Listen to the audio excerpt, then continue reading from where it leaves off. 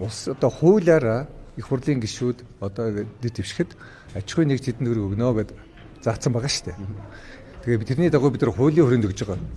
Хуулийн хүрээнд л өгж байгаа. Нэг аж ахуйн нэгж 30 сая гэхэд 3 компаниг бол 90 сая болно доо. Тэгэхээр групп компаниуд бол жишээлбэл 3 компани нийлээд 90 сая төгрөг нэг гишүүнд өгж болно. Нэг аж ахуйн нэгж 30 сая. Энийн хүрээнд л бид нар ил тод хийж байгаа.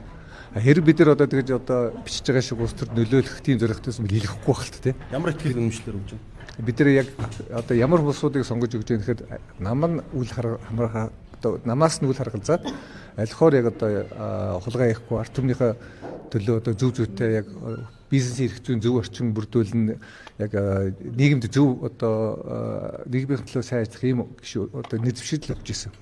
Хэрэг үнэхээр одоо аж ахуй нэгж одоо хандив өгөх нь буруу гэж бол хуулиа өөрчлөөд өгч болохгүй гэчүүд бидэрт бүр амар болно шүү дээ. Тийм л юм. Тэгэхээр бас энэ дээр бол ямар ч тийм одоо гүтгэлийн санаартай юм л их явсан. Гишүүнийг ямар нэгэн байдлаар ингээд өгөөч тэгээд өгөөч байдаг. Тийм байхгүй. Бид нар ерөөсөө хизээж айлч хандив өсөн гишүүдс юм гуйж үзээчгүй, гуйхчгүй бид нар одоо уулзааны холбоотой байгаад ердөө байхгүй.